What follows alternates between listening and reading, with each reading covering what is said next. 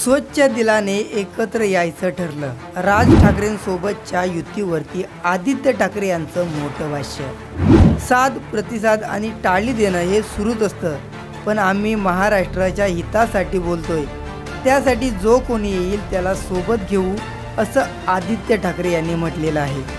मुंबई महापालिकेसाठी शिवसेना, ठाकरे आणि मनसे एकत्र येणार असा प्रश्न उपस्थित केला जात असताना त्यावर आदित्य ठाकरे यांनी मोठं भाष्य केलं. महाराष्ट्र हितासाठी जे सोबत येतील आम्ही त्यांच्या सोबत राहू, असं म्हणत आदित्य ठाकरेंनी मनसेसोबत युतीचे संकेत दिलेले आहे. आमचं राजकारण सेटिंगचं नाही, तर स्वच्छ दिलाने एकत्र यायचा विचार आम्ही करत असल्याचंही आदित्य ठाकरे यांनी म्हटलेलं आहे. छत्रपती संभाजीनगरमध्ये माध्यमांशी बोलताना आदित्य ठाकरे यांनी हे भाष्य केलं.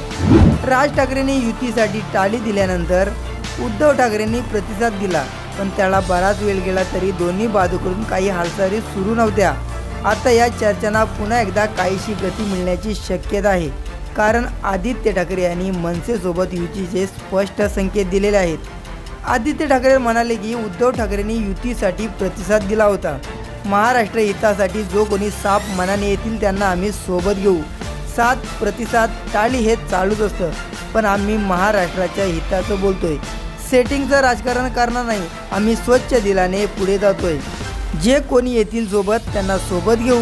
मी कोणत्या एका पक्षाबद्दल बोलत नाही.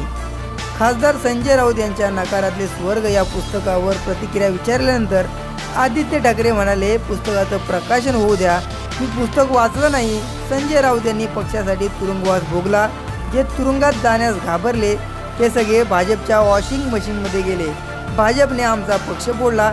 ते नीच प्रवृत्ती आहे, असं विधानसुद्धा त्यांनी केलेलं आहे. तर एकीकडे राज्यात ठाकरेंच्या, शिवसेनेच्या आणि मनसेच्या युतीच्या चर्चा रंगल्या असतानाच उद्योगमंत्री उदय सामंत यांनी राज ठाकरेंच्या शिवतीर्थ या निवासस्थानी जात त्यांची भेट घेतली.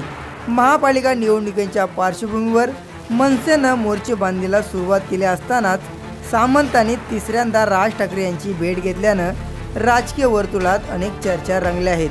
त्यामुळे ही भेट अनौपचारिक असल्याचं सामंतांनी सांगितलं असलं तरी आगामी स्थानिक स्वराज्य संस्थांच्या निवडणुका बघता या भेटीचे अनेक अर्थ काढले जातात.